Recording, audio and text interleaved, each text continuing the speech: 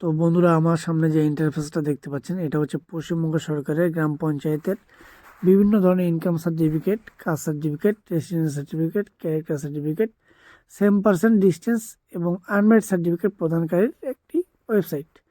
যেটা আগে অফলাইনে গ্রাম পঞ্চায়েত অফিস থেকে দিয়ে দিত, সেটা এখন অনলাইনের মাধ্যমে করা হয়।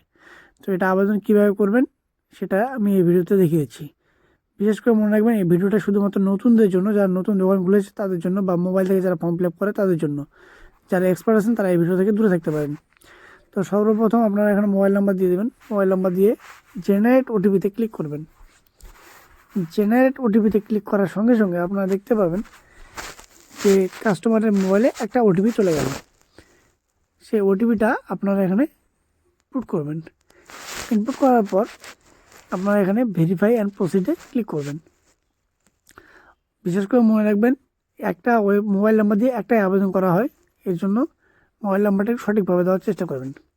এরপরে আপনার সামনে চলে আসবে অ্যাপ্লিকেশন ফর্ম ফর সার্টিফিকেট। এবার আপনি এখানে আপনার গ্রাম পঞ্চায়েতের ডিটেলসটা দেবেন। আপনার গ্রাম পঞ্চায়েতে কোন ব্লকে, কোন জেলায়, এবং গ্রাম পঞ্চায়েত প্রধানের নাম কি। এখানে গ্রাম পঞ্চায়েত প্রধানের জায়গায় আপনারা আপনাদের সংসদের যে মেম্বার, সেই মেম্বারের নামটা অ্যাড করতে পারেন। সেটা ডিপেন্ড করে আপনার গ্রাম পঞ্চায়েতের উপর, কারণ গ্রাম পঞ্চায়েত অপারেটররা এটা অ্যাপ্রুভ করার দায়িত্বে থাকে। আমি যেমনটা এখানে গ্রাম পঞ্চায়েত প্রধানের নাম দিয়ে দিলাম। এরপরে আসবে আপনার অ্যাপ্লিকেন্ট ডিটেলসে। অ্যাপ্লিকেন্ট ডিটেলসে আপনার এটা বাংলা এবং নেপালি। এটা তো নেপাল ডিফল্ট অপশন হিসেবে বাংলা এবং নেপালি আছে, আর আপনারা ইংলিশে এখানে ইনপুট করবেন। তো আমি এখানে অ্যাপ্লিকেন্টের নাম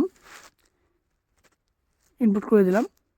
আপনারা দেখতে পাচ্ছেন এখানে আমি একটু ব্লার করে দিয়েছি, কারণ হচ্ছে এখানে প্রাইভেসি একটা ব্যাপার থাকে।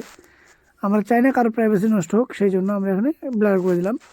তো এখানে অপশানগুলো পাবেন আপনারা: applicant name, guardian name, relation with guardian, address, post office, থানা, গ্রামের নাম, পিনকোড এবং জন্ম তারিখ।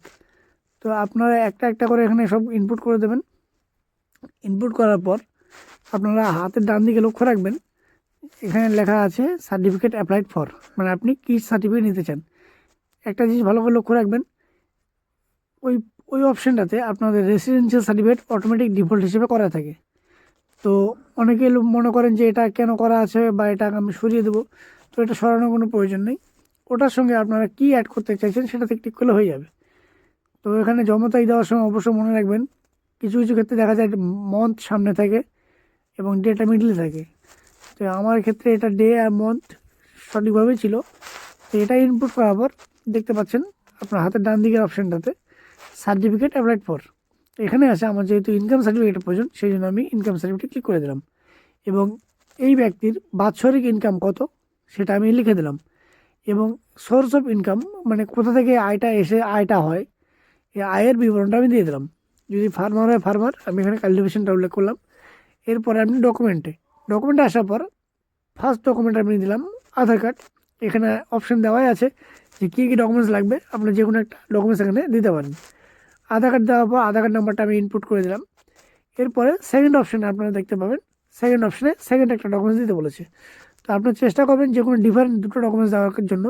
যদি স্কুল স্টুডেন্ট হয় সেক্ষেত্রে আপনারা মাধ্যমিক অ্যাডমিট এবং আধার কার্ড এখানে দিতে পারেন। তো ভোটার আইডিটা দেওয়ার পর আমি ভোটার কার্ড নাম্বারটা আমি এখানে ইনপুট করে দিলাম। ইনপুট করার পর নিচে লক্ষ্য রাখবেন GS member certificate other documents. এখানে যদি কোনো মেম্বারের আপনার সুপারিশ থাকে সেখানে অ্যাড করতে পারেন, অথবা প্রধানের সুপারিশে অ্যাড করতে পারেন। যদিও এটা ম্যান্ডেটরি না, কিন্তু অনেক ব্লকে, অনেক গ্রাম পঞ্চায়েতে এটা চায়। এরপর আপনারা ডকুমেন্টসগুলো অ্যাড করে নেবেন। আধারের জায়গায় আধার, ভোটারের জায়গায় ভোটার। আপনারা চাইলে অন্য ডকুমেন্টসও দিতে পারেন।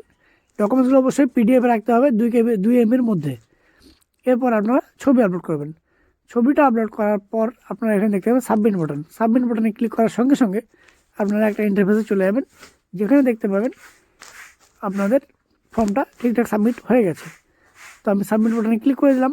এরপর দেখতে পাচ্ছেন যেই ব্যক্তির নামে করেছিলাম সেই ব্যক্তির নামে এটা অ্যাপ্লাইড হয়ে গেছে এবং পেন্ডিং ফর অপারেটর অ্যাপ্রুভাল। এর মানে হচ্ছে এটা গ্রাম পঞ্চায়েত অফিসে অ্যাপ্রুভ